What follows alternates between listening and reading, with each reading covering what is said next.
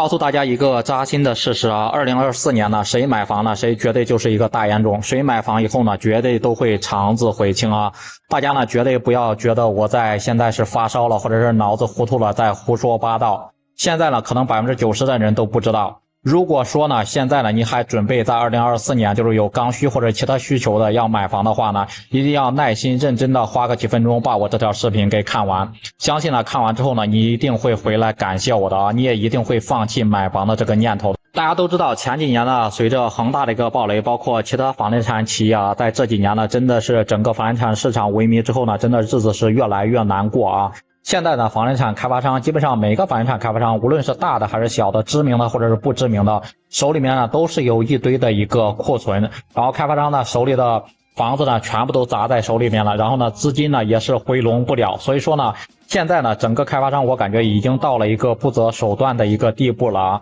现在很多人都在形容嘛，就是韭菜嘛，现在开始割韭菜了，韭菜割不动了，然后就开始割草籽了啊！真的是已经把手呢已经伸向了很多底层的一个老百姓，像那种甚至伸向了老人，伸向了大学生，伸向了原来呢买不起房子的一个穷人啊。今天呢，我们在这里呢就给大家好好的来聊一聊开发商呢到底使了哪些套路和手段啊。那首先第一个套路呢，就是降低那个首付款啊，降低首付的一个金额。你像前几年房地产市场2017年、2018年房地产市场红火的时候，那个时候你真的是如果想买一个地段比较好、大开发商的一个房子，真的是要半夜起来要排队、要摇号、要排很长的一个队，真的是人山人海啊！而且呢，很多人还是要掏那种茶水费，或者是动不动20-30万的一个茶水费。那个时候最低的一个首付30%吧，而且还有30%以上的。现在大家再看一看，你去买房，去各个楼盘里面看，整个开发商甚至把首付呢降到20%、10%，甚至有的直接就降到5%，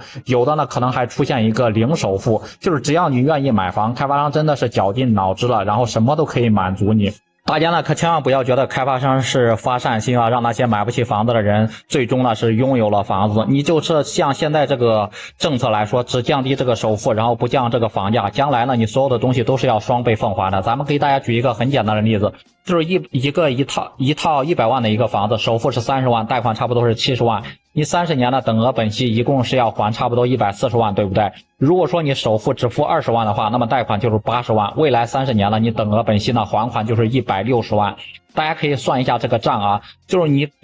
先期呢，就是先前呢买房省下来这个钱，未来是不是都要双倍奉还？是不是都要双倍的给这个银行打工？基本上你还的所有的每个月还的月供呢，全部都是银行的一个利息。那第二点就是房子的一个产权问题，大家都知道现在基本上很多房子那种普通的住宅都是70年的一个大产权嘛，我不知道大家有没有考虑过这个问题啊？就是现在城市里面，特别你像武汉这边20层、30层，甚至50层、60层的房子，这种高层住宅越建越多啊。这些房子的产权都是70年，但是它的使用寿命也最多就是50年。其实呢，很多房子像这种高层住宅，基本上使用个10年、20年开始呢，就开始出现各种问题，包括漏水了、墙皮开裂了，然后墙皮脱落的什么什么的。反正呢是整个的居住环境、居住体验是越来越差啊。可能很多杠精都会说了，那我们刚开始的时候交房的时候不是交那个公共维修基金吗？那我今天呢就明确的告诉你，真的是太天真了啊！就我们交那点公共的维修基金呢，有可能呢用不了几年就全部耗光了。那些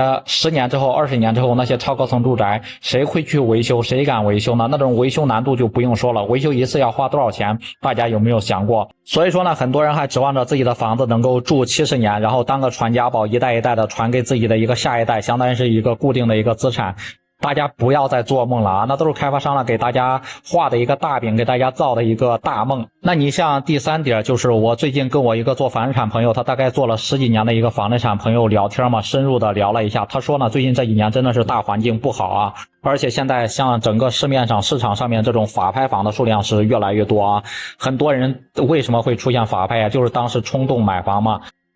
只想着那个首付，没有想着以后那个还款的一个压力。现在呢，基本上每个月自己的工资呢也还不起高额的一个房贷了，然后现在很多人的工资也都减了嘛，要么就失业了嘛，各种各样的一个费用支出也都是非常的大的，所以说被迫就断供之后呢，房子呢就被拍卖了，然后从此一家人走上了一个不归路啊。咱们这样的例子呢，我相信这几年呢，咱们身边是越来越多，朋友们应该也都感受到了，也都听说过这种事情。所以说在这里还是真心的要奉劝一下大家，2024年呢，真心是不建议你去买房啊。如果说一定要买，一定要在自己的一个能力范围内，一定要考虑一下自己到底能不能还起那种高额的一个月供啊。其实呢，算一下整个买房的一个成本，综合算一下，真的是不如那种租房住。租房也可以过得非常开心嘛，也不用担心什么房租上涨，不用担心未来那种超高层住宅没有人接盘或者是什么的，也不用担心断供什么的。而且呢，现在我们的人口的生育率，包括年轻人现在都不生小孩了，以后呢，孩子会越来越少，年轻人越来越少，那些空着的楼又究竟能够卖给谁呢？啊，没有房贷的日子难道不香吗？